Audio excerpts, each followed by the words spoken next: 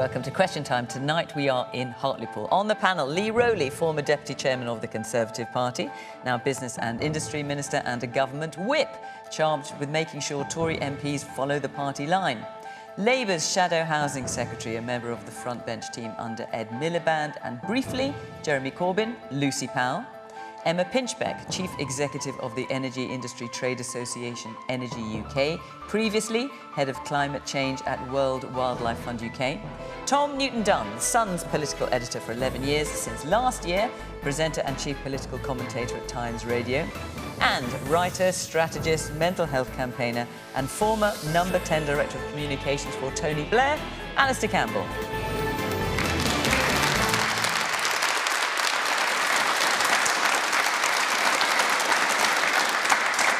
Good evening, welcome to my panel, welcome to our audience here in Hartlepool, great to see you, and of course welcome to you at home. Do join in the conversation the usual way, you know how by now, on social media at BBC Question Time. OK, let's hear our first question, which is from David Walker. Do you think that being an MP is a part-time job? Lee. No, I personally don't. I've not had a second job since I became the MP for North East Derbyshire in 2017. I think there is an enormous amount of work that can be done in the constituency and there's an enormous amount of work down in Westminster. At the same time, I recognise that there are a number of my colleagues, historically on all benches, who have taken other incomes, who have taken other jobs. And I think what we've got to decide... I think the name we're all dancing around here is Geoffrey Cox, isn't it? And the huge amounts he makes as a QC. Along with others. I think what we've got to decide as a society is what we want in terms of our parliamentarians. Because I absolutely want parliamentarians who focus on their constituency. That's what we're there for. But we also want parliamentarians who write good legislation. And that requires them to have some real-life experience, and sometimes it requires them to be able to have experience, quite recent experience, of what's going on in the real world. I left my job 4 years ago. I'm a bit rusty. Now, I've chosen not to stay in my job. I've chosen to focus on being an MP, but I don't think it is the worst thing in principle for other people to bring their experience into Parliament that they have done recently so that they can help, hopefully, write better laws. So is Geoffrey Cox right to spend some weeks in the British Virgin Islands? He was given permission to do so by the Whip's office. Was that the right move, or was he right to do it? Well, ultimately, that is a judgment call for individual MPs and then ultimately their constituents. And Geoffrey Cox has been re-elected multiple times, originally from a Lib Dem seat. He won that seat from another party, and he now has a very hefty majority, and this has been looked at on multiple occasions by the electorate. But ultimately, if Geoffrey Cox has done something wrong, then there's a process that will be followed, and at the end of it, there will be a sanction of it. But I do think we have to let decisions by MPs stand, and then their constituents will judge them. Alastair. I mean, the trouble with that, Lee, is that the process took its course, and then your Prime Minister and your Chief Whip and your Leader of the House got together and decided that because they didn't like the judgment against one of their Brexit friends, Owen Paterson, they should change the whole damn system. Mm-hmm. And you and the Whips corralled your MPs, and a few of them, I think with real sort of courage and integrity, said they weren't going to have it, and the whole thing, rightly in my view, blew up in your face. Now, where I agree with you, I think there's nothing wrong with MPs having all sorts of interests outside Parliament. But I'd love it just every now and then if they said that their second job was working in a food bank, or their second job was, you know, going working for a charity, which I know some of them do, but not the ones that we hear about. And here's the other thing. Geoffrey Cox, as I understand it, has made £6 million in recent years, which, as somebody pointed out, that's worth 2 peerages in Tory money. And he has done that as in a, you know, as you say, now a pretty safe seat. The idea that the next chance the electorate get the chance to have a say on that is in some years off in an election. But here's the other thing. A lot of politics is about leadership. There are 7 principles, the Nolan principles, that were brought in when John Major was Prime Minister. Honesty, openness, objectivity, selflessness, integrity, accountability, and leadership. The problem is Boris Johnson drives a horse and coaches through those day after day after day after day. And he's an MP, and a Prime Minister, by the way, who, when he was an MP, earned even more than Geoffrey Cox has been earning, but thought that £250,000 for his column in The Telegraph was chicken feed. Thought that his £15, £20, £30,000 speaking fees were chicken feed. If you have somebody like Johnson, who to my mind has zero moral compass, zero honesty, zero integrity, zero accountability, MPs will take the mick, they're taking the mick, and these guys have to go along with it because he's the boss.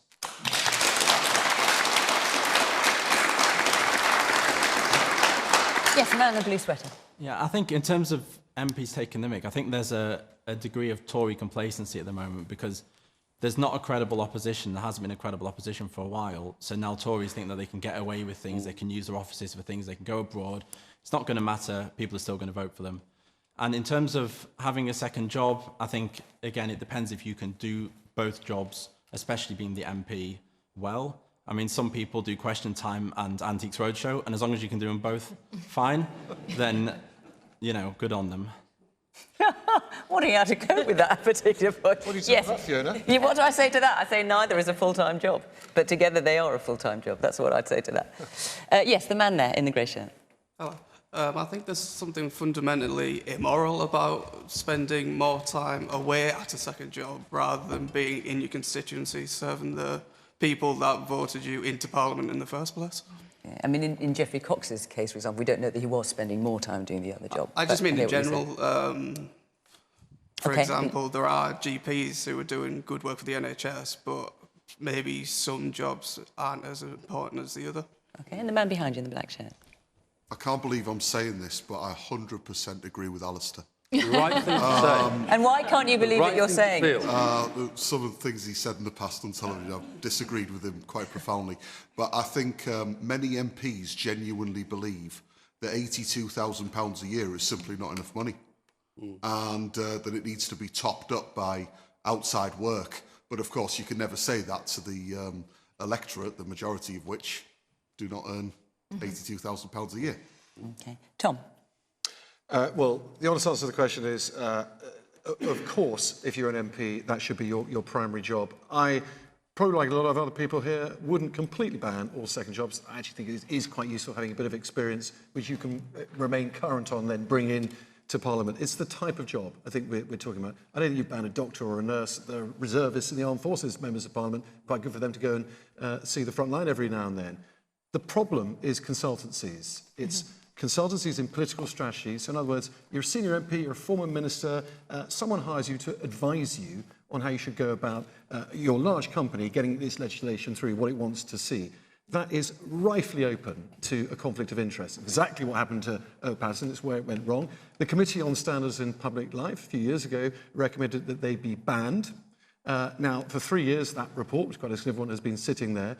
There's another report going on by the Standards Committee in the House of Commons. They, we all believe, are going to recommend that they're also banned, not least because of the conflict of interest point, but also the morality point, which is if you're spending your time paid for by the taxpayer, talking about policy, representing your constituents, you shouldn't be using that information to feather your own nest. It's a simple fact. We know this is going to happen. Why the government is sitting there simply waiting for the train to come down the tracks and hitting them, not getting up in front of it, Lee, is quite frankly beyond me, because it's not just the moral thing to do, it's also the right thing to do politically. All right, let's hear a bit more from our audience. Yes, the woman here in the front. Just something that I'd like to add to this is, at the end of the day, whether you're an MP, whether you work in a supermarket, everyone's human. If people want a second job, if people want to go on holiday, let them. There's nothing wrong with that. So you're quite happy with your MP having a second job? I'm not. I don't think he does. No, I'm just saying in principle you'd be happy with that idea. I wouldn't have an issue at all. Okay. And the woman back there, yes. Thank you very much. Going on from what Tom said there about the Standards Committee, is now not the time that the Standards Committee should be moved to independent scrutiny and overview? All right. Well, listen, Lee, I'm going to come back to you in a minute. But Lucy, so the question is, do you think that being an MP is a part-time job? And we heard from one member of our audience saying, well, the trouble is we haven't got a credible opposition to actually stand up for having MPs doing either being an MP full-time or at least not having lobbying jobs. Well, look, it's absolutely not a part-time job. It's very much a full-time job, and it's not even a full-time job. It's a calling. It's a vocation. It's a way of life. But when you say it's a full-time, every day. If you say it's a full-time job, Lucy, but the Labour leader before he was Labour leader found time to do other work as well? Well, it is a full-time job. It's very much a full-time job for Keir Starmer as well. And what we've got to remember here is that our boss, the boss, is the voters. It's our constituents. And so I think any suggestion that we aren't fully devoted to our constituents, that our loyalties, that our focus, that our paymasters are not our constituents, or any perception of that, that's not the case, is wrong, and that's what we need to be really clear about. But just picking up on what Alastair and Tom and others have said as well, the reason we're now engulfed in this sleaze scandal that's stopping the Prime Minister from focusing on very important issues like COP26 that's going on at the moment, the cost of living crisis, stagnant growth figures that are out today. The reason we're now engulfed in this is because there was an independent Standards Committee report, as you're asking the lady there in the audience. There was an independent standards report that had been undertaken over months and months into one of Boris Johnson's colleagues that found that he had taken money for paid advocacy, doing exactly what Tom says, and rightly so, is wrong. And the Prime Minister ordered all his MPs into the lobby to rip up that report, rip up the process around that report in order to save his mate. And his mate was banged to rights. He was guilty as charged. So this, I'm afraid, this does lie at the door of the Prime Minister, the reason that we're now having these conversations. And, it brings shame, I think, for us as a country that on the day the Prime Minister is giving a press conference, it's a global conference with the whole world watching, a chance to show us as global Britain as he wants to do, that he, instead of talking about COP26 and tackling climate change and all the issues that are involved, he's answering questions about his own MPs, his own government, his own party being corrupt. Okay. It's not global Britain, it's embarrassing for Britain. Emma. So I like members of Parliament, generally. I work with them often. I've worked with them in all my jobs, in business, but also in the third sector for a charity, and I've engaged with them on lots of issues. And I agree what others have said, that's really important. Without that partnership working, we don't get good laws. But obviously, as a person and a voter, I want my constituency MP to get their casework done and look after their local communities and focus on issues too. So I think there's violent agreement on that. For me, that means the second jobs question comes down to one of service. We expect our members of Parliament to serve. And there are some jobs like serving as a doctor during the pandemic where you can see that that might add value then to a debate in Parliament. Fundamentally, there are two things I think. The first is as an employer and as an employee. If I break the rules and I do it consistently, I would expect to lose my job. I'm hoping I don't lose my job in the morning after doing this, but if there are consequences as humans, as all of us, for not sticking to the rules. And what about Tom's point about MPs lobbying or MPs advising? I mean, your trade body represents a number of energy companies who no doubt talk to MPs. Yeah, we do. And seek advice from MPs. Yeah, and I've never once paid an MP for their visa. I think, as I said, engaging with politics is a really good thing to do. We get better legislation out of it. I'm proud of some of that. The coal phase-out target, for example, or our 40 gigawatts of offshore wind target, that was business and government and the third sector working together. But I think the really crucial thing about it is transparent. You'll always know when I'm engaging with government. There's no money involved. And most of all, who wants an MP standing up and saying something just because you've paid them to do it? When MPs stand up and support my cause, I want it to be because I've won the argument with the evidence. And then lastly, on all of this, those independent reports that were done into Parliament in 2009 and 2018 said very simply, have limits, but also have transparency. Put it up on the manifestos when your candidates get elected. All of your MPs should say whether or not they intend to take paid work, and then we as voters can decide. Okay, let's hear from you. Yes, in the pink shirt. Yes.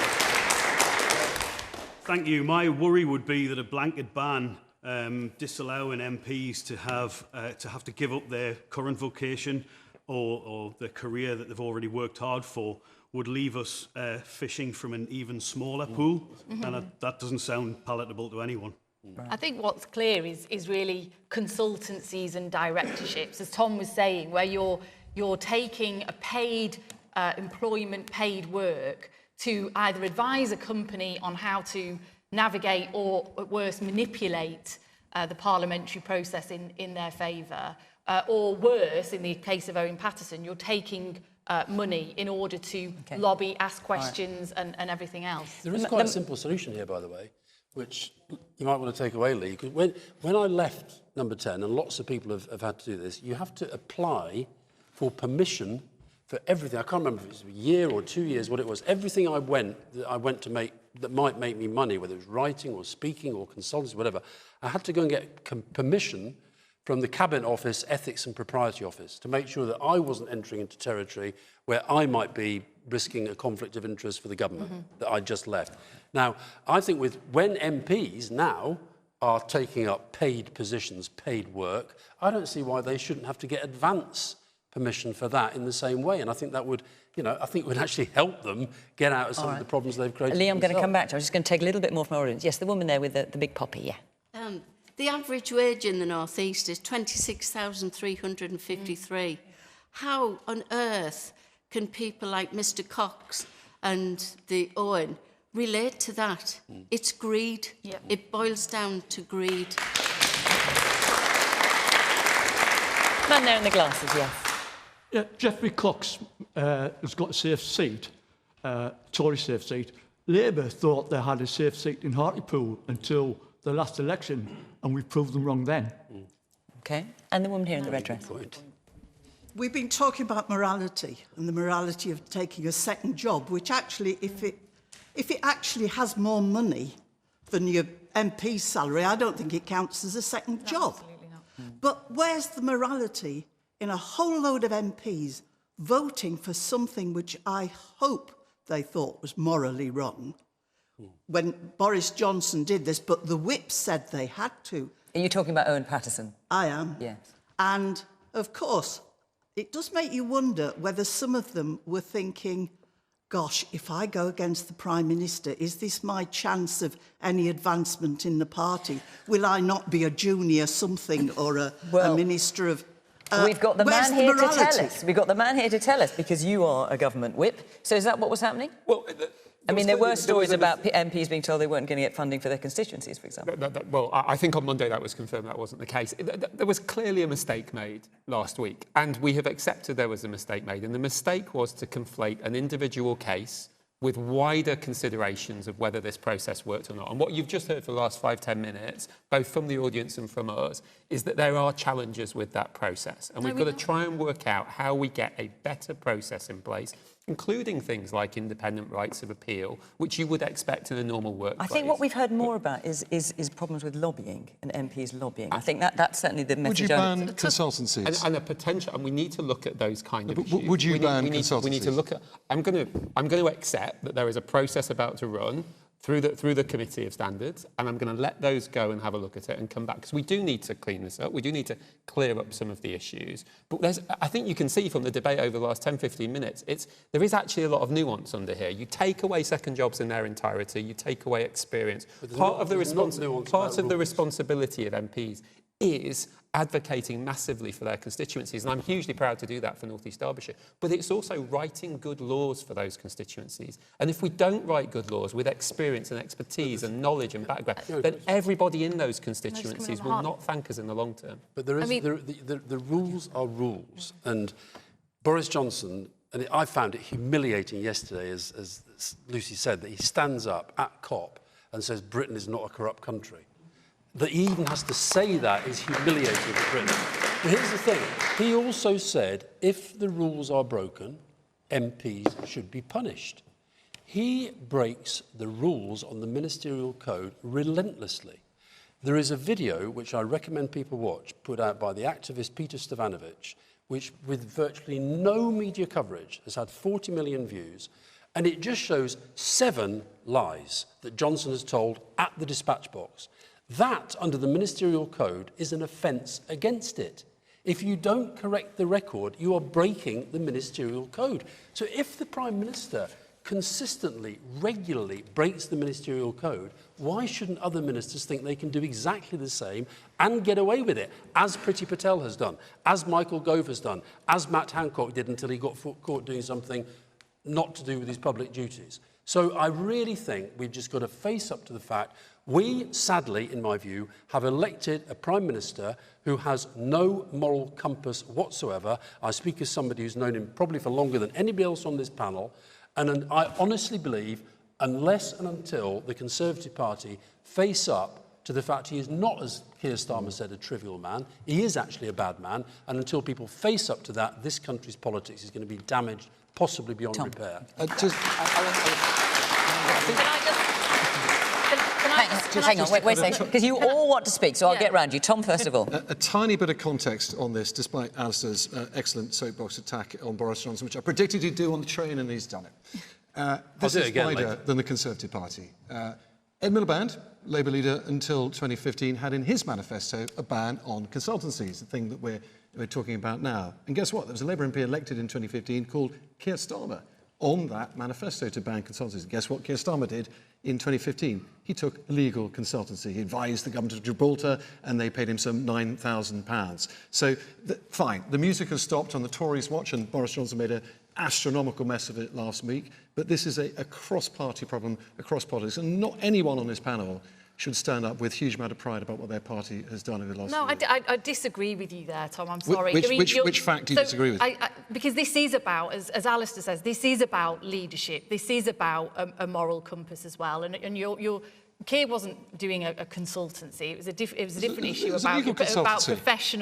about someone's professional services that they were winding down after being elected as an MP. But this is about leadership. The gentleman here raises the point about Hartlepool, because it's not just about what happens under your watch, it's about how you deal with it. What are the consequences? And we were discussing earlier that, yes, as MPs, it's pretty hard to sack us.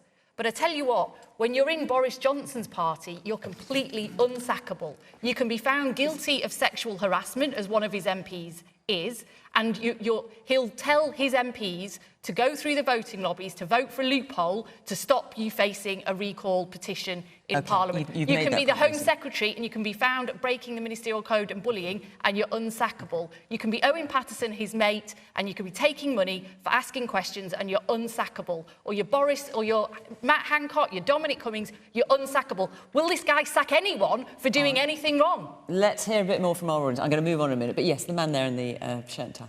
Thank you. Are we in danger of Boris leading his government into the corruption and sleaze of other Tory governments?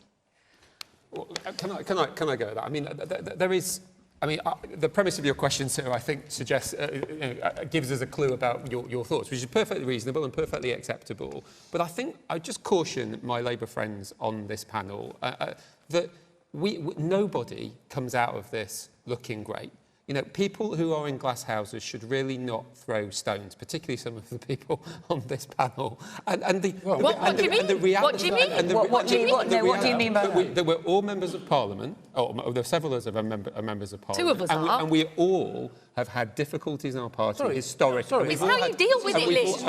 We expel people who are found guilty. We suspend people. We stop them being Labour MPs. Your guy doesn't stop anyone. OK, hang on, one at a time. And we've all had difficulties in our party. He's making an allegation that I've got. You can all pick him up on if you want to, but if you don't hear one person at a time, no one can hear anything. Lee, finish making your point. We've all got difficulties in our party historically. It's how you deal with them. And it is about how we look at it. It is about how make sure we get a process in place which works and has cross-party support, which was the mistake that my party made last week and which we have accepted and which we're trying now to work through. But ultimately, politics does not come out of this well if we start to thread together all different kinds of things, which isn't actually the case. You know, Alastair, you have been going on about the Prime Minister for over a decade, and yet the electorate have said consistently in 2019 that they are backing him to be the Prime Minister. Of course he makes mistakes. Everybody makes mistakes. There are difficulties, there are problems, there are issues, particularly over the last 2 years where we've had such difficult issues. But to create this kind of conflation of nonsense, it's just inaccurate and doesn't represent what I see in Parliament or what other colleagues do. First of all, I've not been banging on about Boris Johnson for a decade. You have. Look at your own blog, Alistair. I've been banging on about Boris Johnson since he led the Brexit referendum campaign on a pack of lies and he won it. And as a result of that, he became the Prime Minister. I've been banging on about him as a Prime Minister because I honestly believe he's the worst possible Prime Minister at the worst possible time. And what they do, this is out of the populist playbook, they want you to think that all politicians are as bad as each other. Exactly. Now, a lot of MPs are very good people in all parties, okay? Most of them are. But the idea that, say, for example, our government that I was involved with, that when people messed up, they got fired.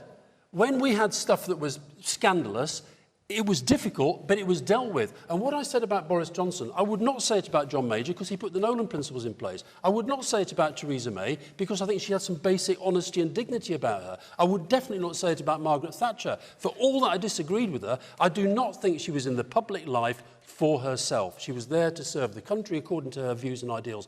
Boris Johnson, I'm sorry, he's not. And I know that. The people who know him know that, his friends know it, his family know it. He'll throw anybody under a bus, including you, Lee, if you fall out with him.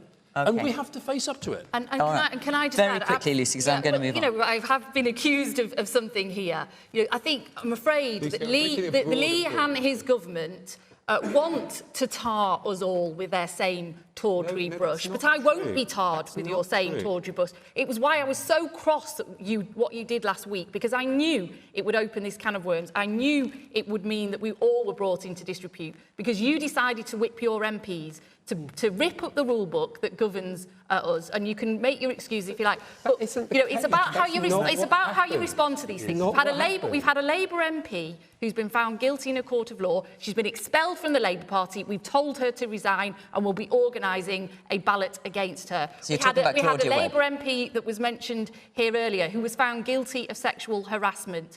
We made him resign, even though we knew it would cause us a very difficult by-election here in Hartlepool. By contrast, you've had the same allegation and charge against a Conservative MP, Bob Roberts, who not only was he not suspended, your Prime Minister whipped your MPs through the lobbies to vote for a loophole to get him off facing a recall petition, and now he's had the whip restored. It's an absolute joke what he does. So it's about leadership, it's about character, and your Prime Minister doesn't have eyes. All right. I think we could spend a whole hour talking about this, but lots of you have put in other questions, and I'm determined to get to some of them. Before I do, I just want to let you know that next week we will be in Beckenham, and the week after that we'll be in Cardiff. So do come along, join the debate. It'll be pretty far, as you can see. Be part of our audience. We'd love to see you there, and you go to the Question Time website and you can follow the instructions there. So next week Cardiff, next week Beckenham, the week after that Cardiff. OK, let's take our next question, which is from Lynn Archbold. Yeah. Is it acceptable that people are dying at home waiting for ambulances? Lucy, so we've got a report actually today. All 14 ambulance services in the UK at the highest level of alert, people having to wait. I think that might be England, actually. No, the UK, sorry. And people waiting for ambulances to come to their home, and then when they get to the hospital, having to wait in ambulances. Well, obviously, it's not acceptable, and I declare an interest in the spirit of the previous conversation that my husband is an A&E doctor. So I hear every evening of the terrible situation that is now facing our NHS and frontline staff, and the very difficult decisions that he and his colleagues all around the country are having to take and make. And we saw some other figures out today, didn't we? Some of the worst figures in the history of the NHS. We've now got nearly 6 million people on waiting lists. Well, that's since records, that's 15 years, in the last 15 years. Since records began. We've got more attendances at A&E and the worst wait times at A&E since 2015. And we've got people waiting longer for cancer treatment than at any time since records began as well. They're just a few of the terrible sort of figures that came out today. So our treasured, wonderful National Health Service that's gone through an incredibly difficult time over the last 2 years is now facing an even more difficult time. And yes, the government have set aside some extra money to deal with that. But as my husband will tell you, the hospitals and the NHS can't spend that money because they haven't got the staff, the trained staff waiting to hire to deal with some of these issues. So the government needs to not just come forward with some extra funding, which is which is welcome, but they need to come forward with a real serious plan about how we're going to turn our NHS round so that these waiting lists can go down, people won't be suffering poor care or life-threatening situations as they potentially are. And it really is going to take a monumental effort over coming weeks and months. Let's hear from our audience. Yes, the man here in the blue polo top. This is not a new problem. It's not because of COVID. It's been going on for a lot of years. Locally, we've never had ambulance service support. I spent a number of days in hospital waiting for the Triple R bypass, and I had a 3-day delay because the hospital couldn't get me an ambulance to take me to another hospital to do the bypass. And the way to get the A&E waiting list down locally is to close their centre down altogether. We don't have one. So we don't have waiting lists locally. We have to travel to another town. Mm-hmm. The NHS in Hartlepool, the hospital, is just run down. Yeah. We get promises that we're going to get investment, but we never get the investment. Well, exactly. And the woman here in front, yes. I was diagnosed with primary bone cancer in 2009. So I spent a lot of time in hospital having chemo, which then led on to heart failure. I used to have a lot of hospital visits. The first time that I saw staff being stressed and patients complaining about sort of having to wait too long was when a Tory government came into power. Okay. And before that, they didn't at all. Mm-hmm. The man here in the blue shirt. Does the panel believe that our GPs maybe can do a little bit more? I've never known a time when it's so difficult to get an appointment at our GP, and we on telephones and things, so people are forced to go to A&E. Absolutely. Surely they could do a little bit more, in my opinion. Tom, is it acceptable people are dying at home waiting for an ambulance? And the man there talking about GPs. Look, it's obviously not acceptable that people are having to die at home before an ambulance arrives, or die in an ambulance because they can't get into a hospital because that hospital is full up. A&E is full up, all the wards are all full up. That's happening too. It's been happening for a while. Been interviewing people, medical professionals, saying that for over a month now. I think what is going on with the health service now is a particularly awful storm of pretty much everything that could go wrong at the same time.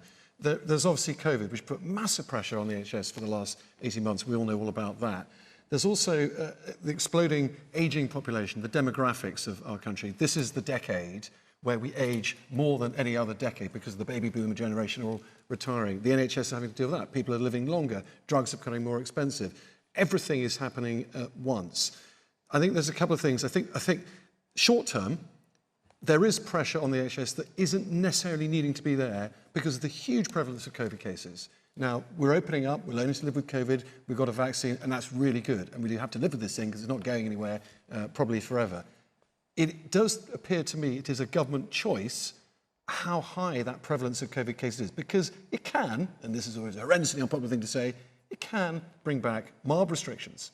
Not locking everyone down again, but there are things that perhaps we should deprive ourselves of our liberty, but don't necessarily have to do. Do we have to go to nightclubs all the time, whatever it might be?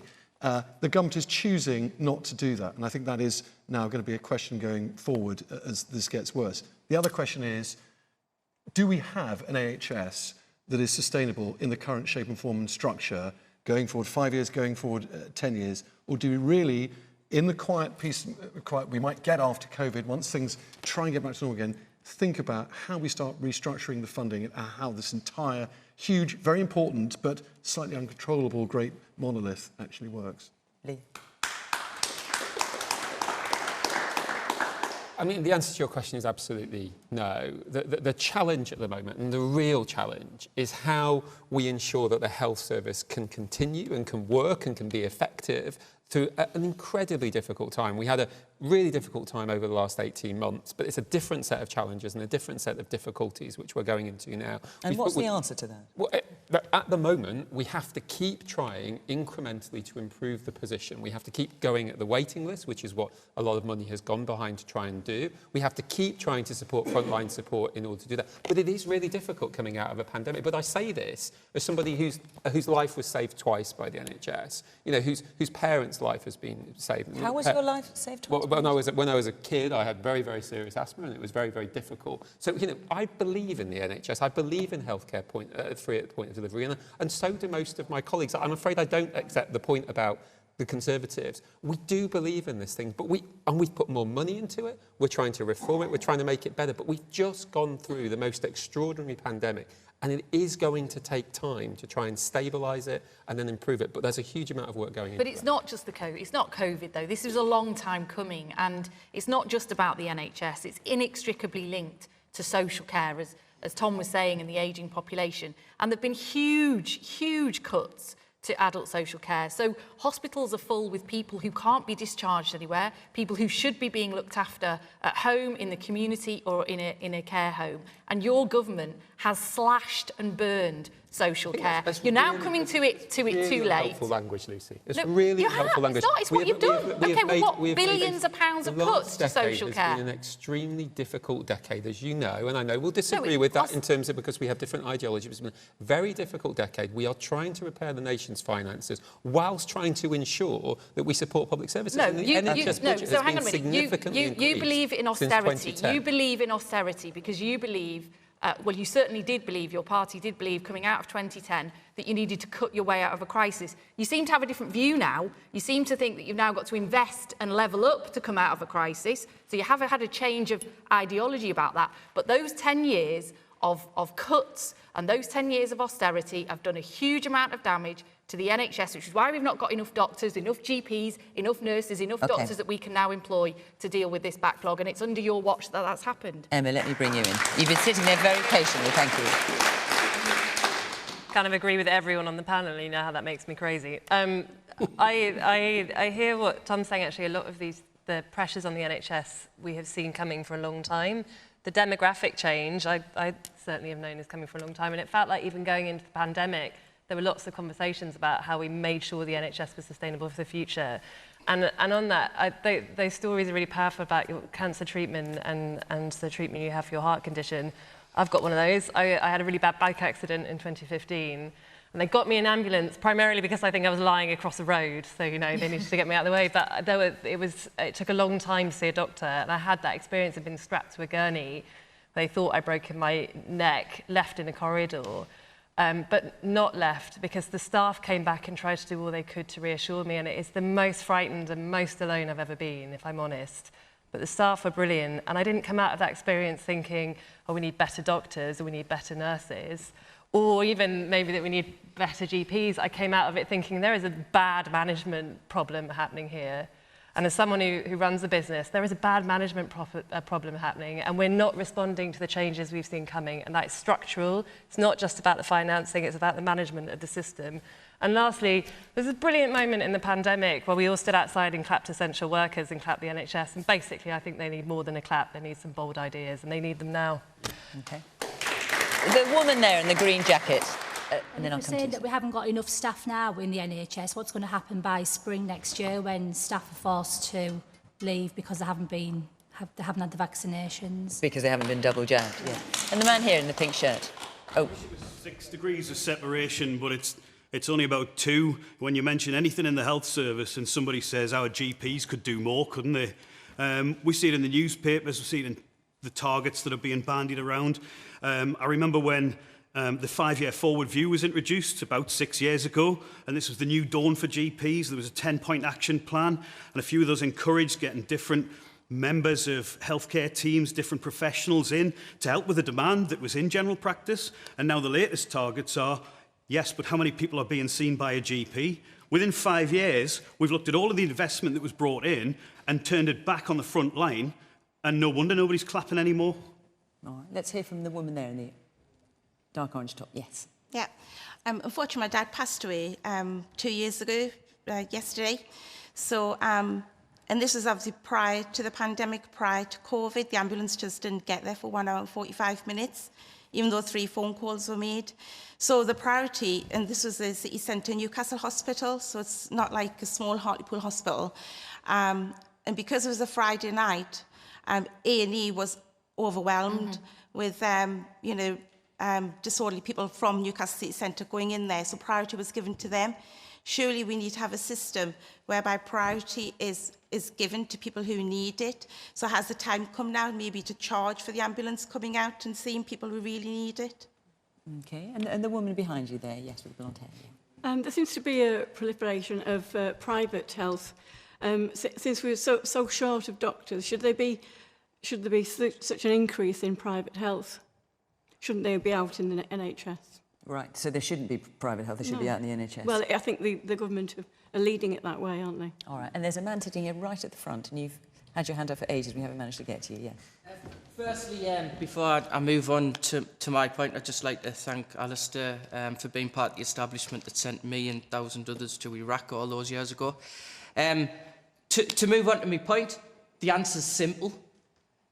Instead of taking second jobs, our NHS, our police, our public services, they're overworked and underpaid. Sort it out. This problem's been going on for far too long, yet there's no solutions.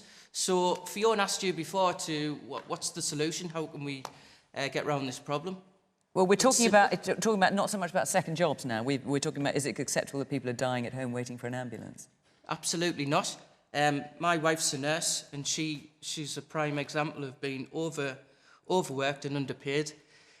During the pandemic, we all came out, we applauded, but then they're not being appreciated and they're not being recognised enough in government.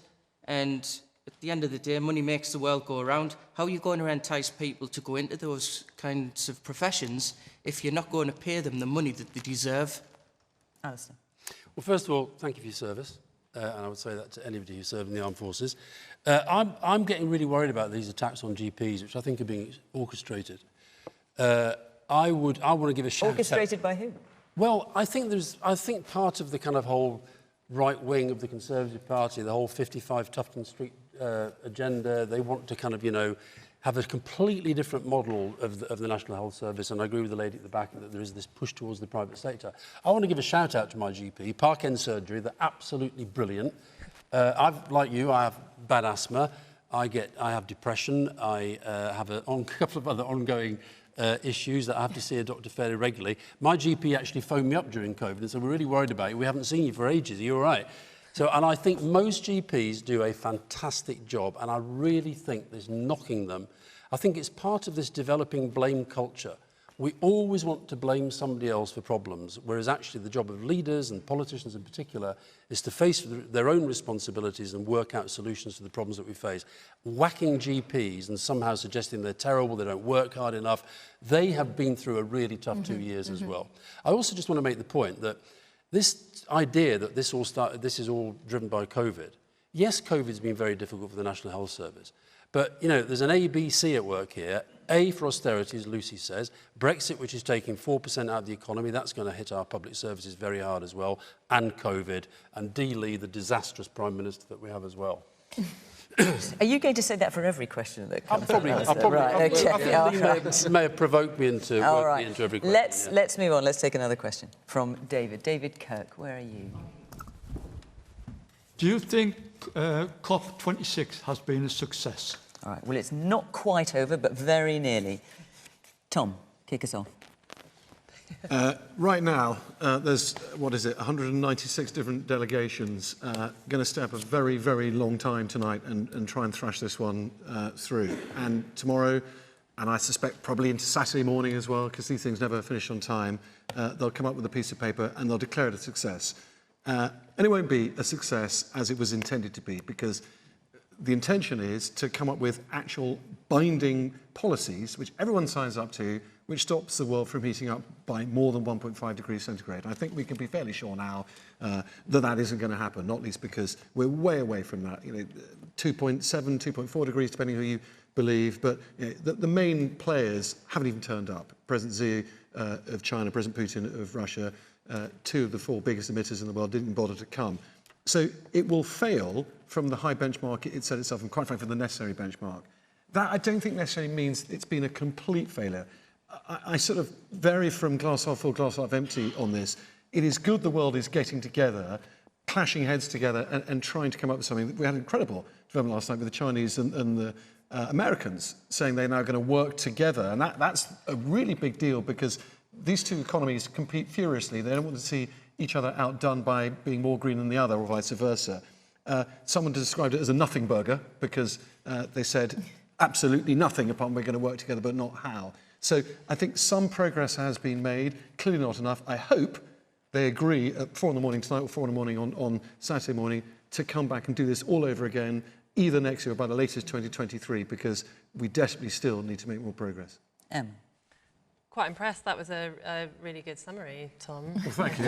It's my specialist subject. It's not that bad. It's, you know, there's a very good political take on what's going on. Look, we don't know yet, and I realise that sounds like a cop-out, pun intended, with 3 days to go, but they're always like this. This is not my first COP. In fact, I came here straight from the COP in Glasgow, but they always, the kind of really crunchy stuff, the difficult stuff, the stuff we knew that was hard a year ago, we have to make decisions on. And very roughly, I agree with Tom that the biggest miss at the moment is the overall ambition. We're trying to get the commitments from governments down to 1.5 degrees. And do you think that can still, at this stage, be pulled back? Or is that horse bolted now? I remember in Paris saying I would eat my shoes if we got a global agreement. I didn't go through with that. It's one of the promises I didn't keep, but we did get one. So the optimist in me thinks it's not too late. We've had some surprise, ambitious things. Even in the last 24 hours, a group of countries committing to phase out oil and gas, for example, and the US China announcement yesterday. I don't think we're going to get all the way there. For me, the thing is, will we get far enough along the road to send a really good signal? And this is the bit that Tom didn't say. I work in the private sector now because as a former climate activist, I see the private sector moving faster than government.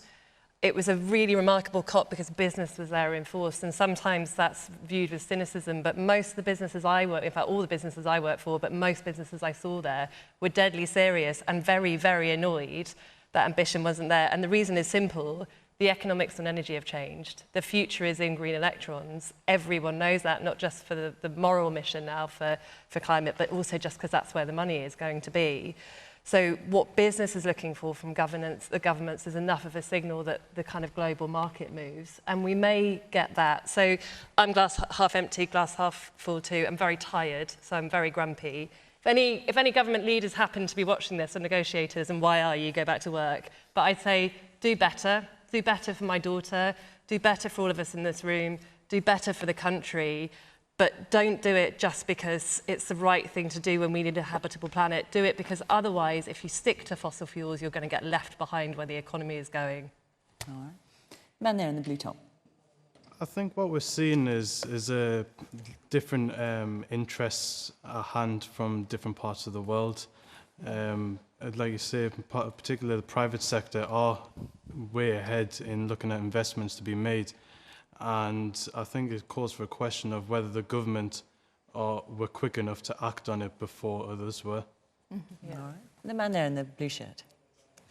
Does the panel think that carbon net zero is achievable, given that everything that we do produces carbon, everything that we produces carbon?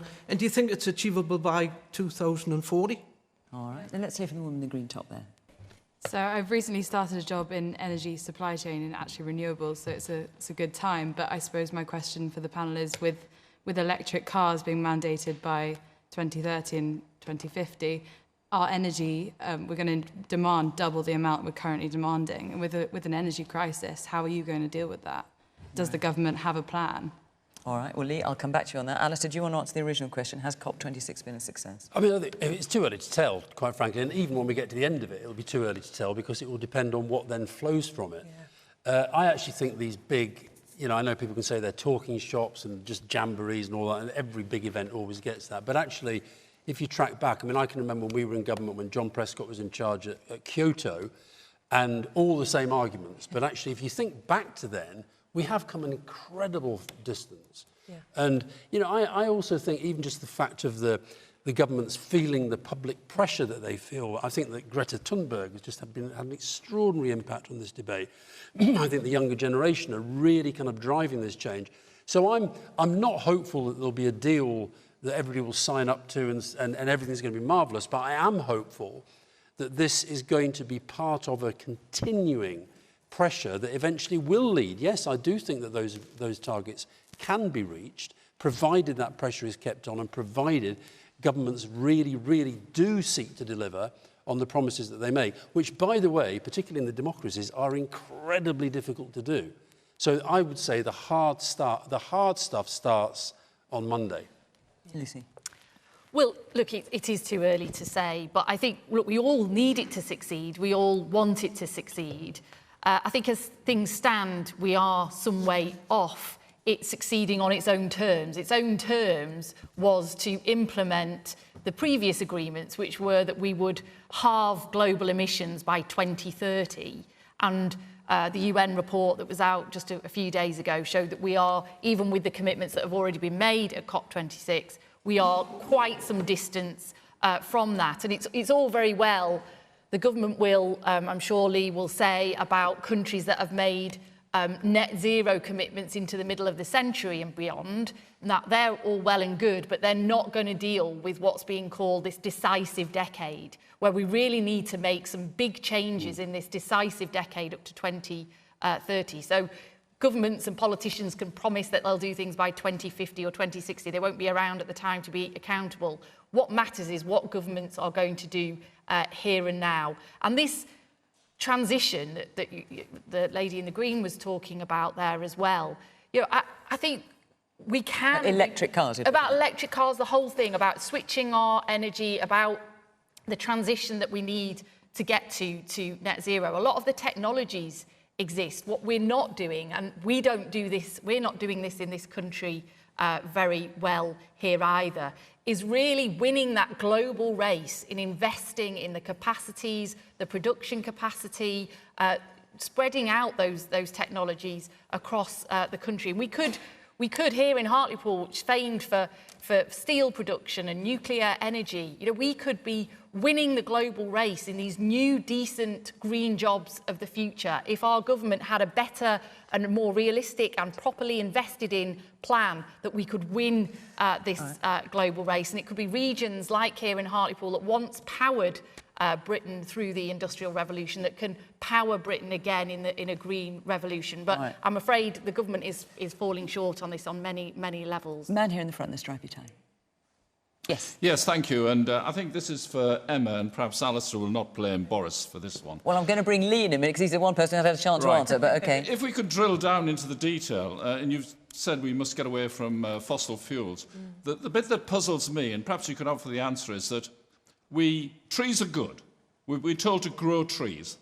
But on the other hand, we're cutting down swathes of forests in the USA, Canada, the Baltic states, turning those trees into wood pellets, powering the Drax power station, which now creates more CO2 than it did when we were using coal. And yet we're sitting on top of dead wood, coal. So why aren't we using coal, which is less polluting than wood chips? And related to that is we don't have a energy security. We import gas, we import electricity. We should be pushing hard for nuclear power, I would suggest. And Rolls-Royce has come in there to give us a hand. But how can you explain that cutting down trees is better than using dead wood? Emma, can you briefly just address that? Briefly describe the energy transition. So look, in the UK, the energy mix is going to be, by 2030, actually, so we're going to decarbonise the power sector in the 2030s. And this kind of answers your question too. It's very, very possible the technology. No, but to the very specific point of cutting down trees. And we're going to, in that mix, according to the Committee on Climate Change, to get there, we're going to have biomass, but with something called carbon capture and storage on it. And that's the thing that in Drax's business model I'm personally really excited by, is they're developing called negative emissions technologies to remove carbon from the atmosphere. Trees are also a negative emissions technology, but this is the man-made version. And we know we need both to get to 1.5, so they could be world-leading in that technology. The rest of our mix is going to be largely offshore wind, like the wind farm out at Blythe, or onshore wind, like the wind farm down the road. You have a very cool job, by the way, in the renewable supply chain. We're going to have a lot of that in the UK. And then a mix of nuclear and possibly burning hydrogen as well, so lots of technologies. It's very, very doable. I am telling you that the energy industry sees that as the economic future, the technological future. So should my next car be electric or hydrogen? Oh, definitely electric. OK, right. Yeah. I need to get to Lee, because you're the one person who has a chance to answer this. Has COP26 been a success? Well, let's see. We're not there yet, and there's several more days to go. But do you think it's been a success so far? But I think there are some good indications, and you've seen some announcements on methane, some announcements on cars, some announcements on forests, some announcements on coal. And I think that demonstrates a desire from all of the countries around the world, or most of them that have signed up to it, that there is progress and people want to move forward. But I would just say one thing, that, you know, the UK has shown real leadership in this. And I think the one thing you can argue is that the Prime Minister has shown real leadership in this. But it's building on top. I'd like to argue that. And I'm sure you would, Alastair, and it doesn't surprise me at all. But that's building on top of a lot of work that's been done by other governments before. And the United Kingdom has a good story to tell, 44% reduction in emissions over 30 years. But we never must forget that the targets we have set ourselves are incredibly challenging, and we've now got to get to work on those. 2050 net zero is the most challenging thing in the world. And the thing where I disagree with people like Greta Thunberg is they just pop up and say random numbers. Actually, 2050 is the most challenging thing going, and we've got to all focus on that to get that, because it is possible, and the fantastic approach of the private sector will get us there. But if we can do it, let's go. Let's hear from the man at the back. Yes, in the grey top there. How can we trust this government on COP26 when you had an Environment Secretary back in 2019 that promised us live on television he was working with one of the leading manufacturers to have bottle buyback systems within supermarkets within a couple months, and we're now nearly 3 years later and still no bottle buyback? And who is it exactly that you're talking about? Michael Gove. Michael Gove. Yeah. OK. The man there in Never knowingly undersold. The man there in the jacket and tie, yes, with the glasses. Are any of the agreements that are made legally binding? And will there be any penalties for countries that legally agree it but don't actually conform to it? OK. And the man behind you in the blue sweater. I mean, there's been a lot of hypocrisy at COP26, people flying in the private jets from all around the world. Joe Biden was in Rome with 85 cars, I believe. Hypocrisy all round. I think I'll just join in with the Greta Brigade. I don't like her myself. I don't think we should trust everything she says. She's not a scientist. She's not educated in this. She's pressuring. She uses scare tactics, and it's leading to things like people on the M25. It's leading to people who don't know the science, thinking that the world's going to end in a few years, which it's not. It's going to heat up. The scientists agree with that. There's a big margin of error, especially when you go 50, 100 years in the future. You don't know how much it's going to go. But I believe those scare tactics aren't helping anyone. OK, just very quickly, Emma, before we finish. So on the science, you're right, there's a big window, but the science is not for negotiation in these talks. And actually, I'd say that's one of the relatively remarkable things about Glasgow is every country, partly because we can see it, and it's in line with what the models say, can see that the costs of not doing something are far greater than the costs of doing something. On your point about, I've heard lots of people talking about what politicians need to do. Look, this is one of those things where everyone now agrees it's an issue. Politicians are all saying it's important. What we really need is kind of action, and particularly critical action for the next decade. And that is the stuff that we're looking for out of the agreements that are made over the next 36 hours. And for this government, there's lots of crunchy stuff in our way. Someone mentioned EVs earlier. You mentioned EVs and how Electric that fits vehicles. with the change. Yeah, we can do a lot in the private sector. We want to, but we're highly regulated. We actually do need government to remove some of the stuff in our way so we can do things like deploy EVs. All right, hang on. Yeah, you all want to come in. Our hour is up, I'm afraid. I'm very sorry. I know, it goes so quickly. But our hour is up. Lots of you got your hands up, so forgive me, I'm not going to get to you. We're out of time. We could talk about this for ages, but we're out of time. Thank you very much to the panel for coming tonight. I'm sorry to cut you off. Thank you to our audience here in Hartlepool. And, of course, thank you also to you at home for watching from Question Time in Hartlepool. Bye-bye.